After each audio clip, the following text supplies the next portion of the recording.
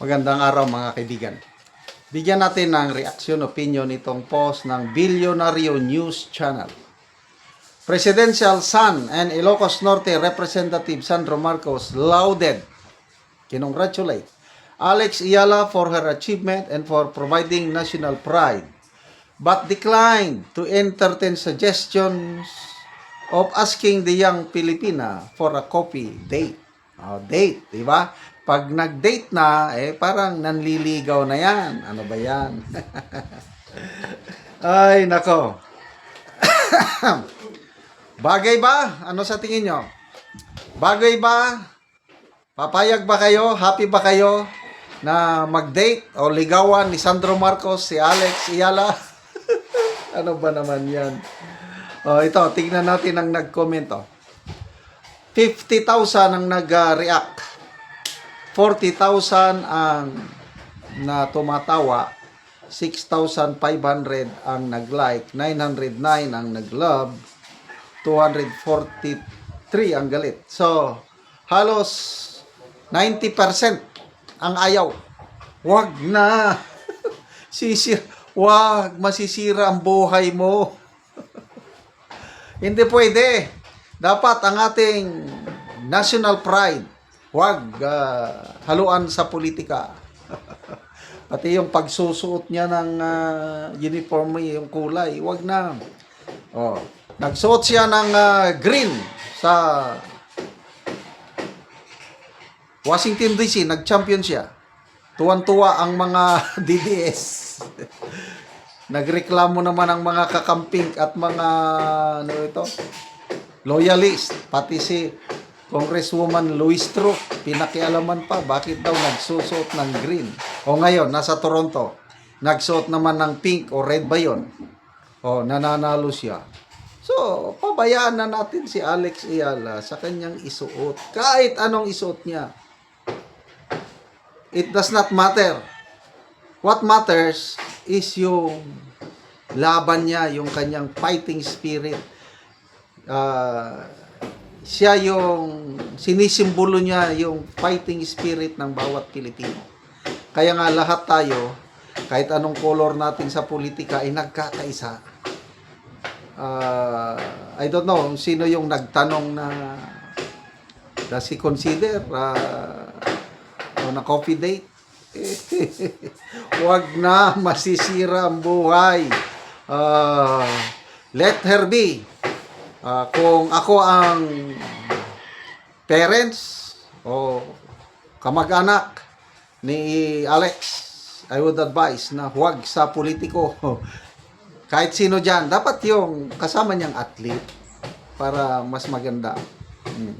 Okay, so update ngayon na po ang laban ni Alex Ayala sa round 16 na ba yun? Yeah, round 16, yung kalaban niya yung Olympic champion na taga Switzerland na mareklamo, ayaw niya ng maingay. Nako, malaking problema ito ngayon. Ang iingay ng mga Filipino fans sa Toronto. Tapos may nabasa akong post, 12,500 tickets sold out sa venue. Ganyan na po kalaki ng drawing power ng ating Alex Ayala. At ang daming nagsasabi na napakalakas ang future ni Alex Ayala.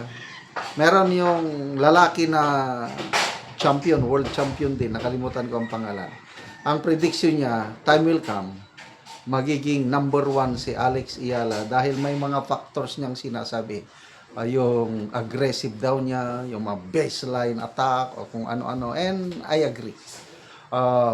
May napanood akong interview kay Laila Fernandez, yung isang champion din, yung tinalo ni Alex sa Washington DC. Dito daw sa Toronto, kinakabahan na yung mga contestants o participants. Tinatanong din, di ba, sa unang round is hatiin. Nininervyos daw sila kung maitapat sa kanila si Alex Ayala sa first round. pag nabunot na yung, kasi bunot-bunot ata yan, pag hindi nila kasama si Alex Ayala, yan, matutuwa. Pag nandun sila sa bracket o yung grupo ni Alex Ayala, nininervyos na daw yan. So, ganyan na kalakas yung image ni Alex Ayala. Hindi naman siya, maraming, halos lahat ng athletes, tennis athletes, bumibilib sa kanya. Kailang kinakatakutan lang siya kasi ang turing sa kanya parang giant slayer o kaya comeback queen. Pero nyo yung tinalo niya itong last si Cathy McNally. Grabe yan, halos parehas sila na comeback queen. Tinalo ni Cathy McNally yung defending champion. Tapos, tinalo naman siya ni Alex Ayala. Kaya itong laban niya ngayon, my gut feel is mananalo pa rin. Sana nga. Kahit sana mag-champion siya na naka-pink para masaya tayong lahat. Nag-champion siya na naka-green, Duterte. Nag-champion siya na naka-pink and red. So that's loyalist and kakampink. Ay di, ibig sabihin, napapag-isa niya ang Pilipino at tuloy-tuloy na ang kanyang. We have now another Manny Pacquiao. So, let's pray na yung kanyang kalusugan, lalo na yung left ankle ata na nasaktan, yung latest match niya is fully recovered niya. Ako, hindi ako manonood. Ninenervyos ako pag nanonood ako. Naghihintay na lang ako ng mga post kung anong nangyari sa kanyang laro. So, again, Congressman Sandro Marcos, I'm sorry. Hindi pwede. Huwag nyo nang pakialaman ang national pride na si Alex Ayala kasi masisira lang ang diskarte niya. Dapat ma-insulate siya sa politics. Salamat mga kaibigan sa inyong pagsubaybay sa channel na ito. Nakakatulong kayo ng malaki sa Tribong Talandig ng Bukidnon dahil ang sweldo natin sa channel na ito is pantulong sa tribo. Namimigay tayo ng libreng yero at pako para makapagpatayo sila ng mas maayos na tirahan. Panoorin nyo ang video na ito. Na anak ko sa balay ni Saira Nalia nga taga Porok Dos Masimag Tagbak Talakag Bukidnon. So mao na ni ang itsura sa iyang balay. So mao na ni siya ang natabangan og yero. So mao na ni ang kadako sa buslot sa iyang balay. Makita gyud nato nga tungod kay gaulanan na kuan na gyud ang ilang balay. Nagabuk na ang mga haligi. So mao na ni ang ilang kahimtang. So mao na ni siya ang natagaan o gero nga napulo ka di 8 nga yero. So mag-atop na ni sila karon. So mao na ni ang gihatag nga yero. So mao na ni ang gawas itsura sa gawas nga bahin sa iyang balay.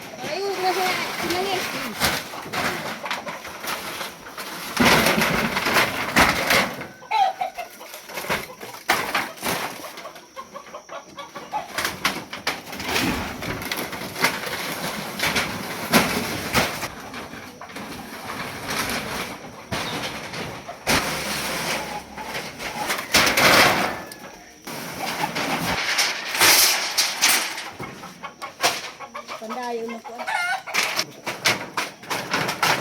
Nalugay na.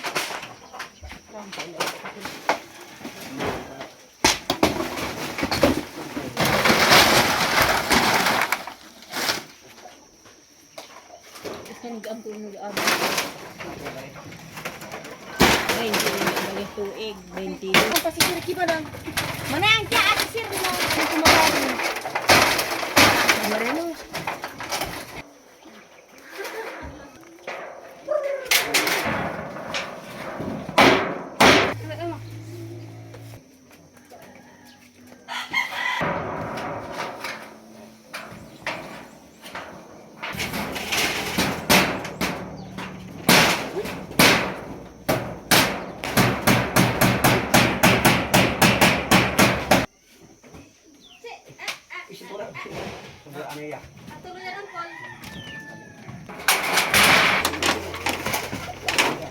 ug karon human na gyud ang pag-atop sa ginatabang nga yero. So nakaatop na gyud sila, napulihan na gyud ang ilang atop nga madaot na. Salamat sa Ginoo nga ug sa nagtabang ha sen nga na lista na gyud ang among atop nga 22 lagi Katuig. katuig 22 katuig na to.